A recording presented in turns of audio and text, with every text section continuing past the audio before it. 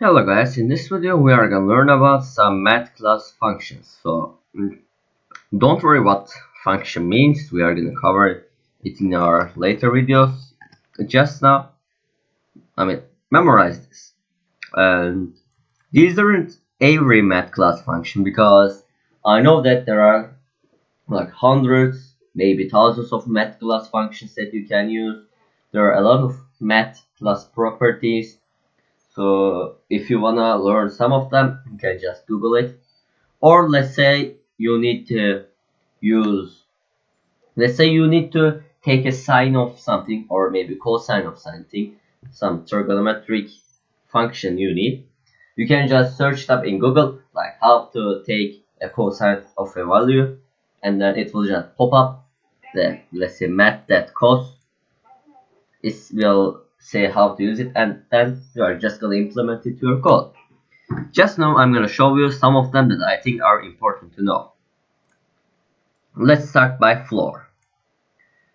So in our previous videos we have seen that a number can have some decimal places, right? 5.7, so 0.7, 7 is a decimal place. 8, if I put 8, 78 is a decimal place of this number. So 5 is the whole number and 0.78 is the decimal place. And floor helps you to remove those decimal places. So if I say let b equals math.floor a. So this is how the math class works. You first need to put the keyword math with capital M dot and then your function name, which is floor in this case, parentheses, and the number that you wanna use. In this case, a. So a is containing 5.78. Instead of putting a in here, I could have typed 5.78 in here. They would mean the same thing because a is containing this number. Okay, so let me just print it out. Console.log b. It gives out 5. As you can see, we removed the decimal places. Let's continue. Math.round. So math.round takes one value, and its syntax is similar to the floor. You need to type the math keyword, then round, and then parentheses, the number that you wanna use. So the math.round works a little bit different. It still is doing stuff with decimal places, but it works like this. So if the first decimal place, which is in this case 7, right? Let's name it y, okay? Y is equal to the first decimal place of our number. So y is equal to the first decimal place of our number. If y is more than or equals to 5, okay? So in this case, it is true. Our first decimal place is 7. And it is more than or equals to 5. 7 is more than or equals to 5, right? Then, what it will do is that increase your number by 1. Oh, I think I made a mistake. I should have said increase the whole part of your number by 1. What I mean is that in our case, the whole number is 5, right? 0.78 is decimal. So we are going to increase 5 by 1. And we are going to get 6. So as you can see, we printed out 6. So if I change this to 2, we would get 3. Because we are looking at our decimal place, 78. We are looking at the first decimal place, which is 7. 7 is more than or equals to 5. So we increase the whole part of our number by 1, which makes it 3. And then we print 3. So let's continue. What if we give 2 in here? We would get 2. Why? Because so a is containing 2.28. So if y is less than 5, then you are not gonna do anything, just remove the decimal place. So in this case, our first decimal place is less than 5, right? So we have this condition, y is less than 5.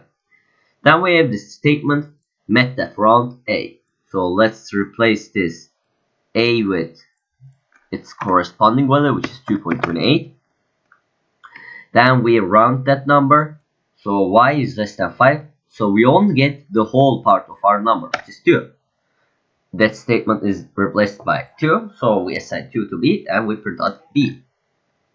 If, let's say, a is 2.98, then I put a here. It would be 3 because this thing would be 2.98. So the first decimal place is more than or equals to 5. So this whole thing will be replaced by 3. That's it. That's how the round function works. Now let's see the CL function. It basically increases your whole part of your number by 1. So we get 3 because 2.98, when you seal it, you remove those decimal places, increase your number by 1. That's how the seal works. So let's give it on another example. Let's have 10.102. Okay, so the seal function will. Why didn't it work? I think I made a mistake. Oh, yeah, because the round, I didn't change this to seal. Okay, now it will work fine. So the way this seal works is that whatever you put off, it doesn't matter what you put in these decimal places. Your code will remove those decimal places and increase your whole part of your number by 1. So let's say our number is 10.102. What we do is that we remove these decimal places, increase our number by 1. Therefore, we get 11 as printed out. That's how the seal works. But if you don't have any decimal places, as you can see, it gives out the number itself, because the decimal place is actually 0. So your decimal place must be more than 0. So even though the first decimal place is 0, if I put 10.01, we would still get 11. But if I put 10.0, we would get 10. So that's how the seal function works. Your decimal place must be bigger than 0. So 0.0000001 is bigger than 0. And then your function will remove those decimal places, increase your number by 1. Therefore, we get 11. That's it. That's for the seal function. Let's see pol, which stands for power. So this power takes 2 arguments, x and y. So the way it works is that you are gonna take a power of something. The first value, which is x, will be your base. In this case, let's put like 2 as our base, comma, and then the second number, let's put 5 as our second base. So when you take 2 to the 5th power, you get 32. So if you don't know what power is, just Google it, and I'm pretty sure there will be some websites that will teach you. Let's continue. SQRT, which stands for square root. It basically takes the square root of your value. So if I change a to be 9, if I change this to square root and put 9 in here, we get 3, because it takes the square root of our number, whatever we put inside this parentheses. If you don't know again what square root means, just Google it up. I'm pretty sure there will be some websites that teach you. And then if I put 10 to here, which cannot be square rooted to a whole number, it will give you some decimal places. And abs, which stands for absolute value. It basically takes the absolute value of your variable. So if I put, let's say, 10 in here, you would get, oh, I should change it to abs.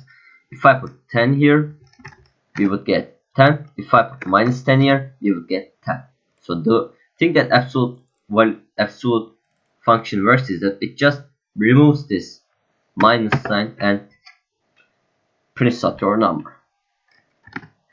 So that's it for this video. Or, oh yes, I can teach one more thing to you. So this is not a math class function. This is actually a property. So let me teach you also pi. You can actually access pi using the math class. So what I mean is that, let me delete this stuff and just delete it. So what I mean is that if you put math with capital letter dot pi, you are actually gonna get the pi. See, 3.1415992. So that's an additional knowledge. It's good to know. And that's it for this video. If you have any question, please leave a comment and have a great day.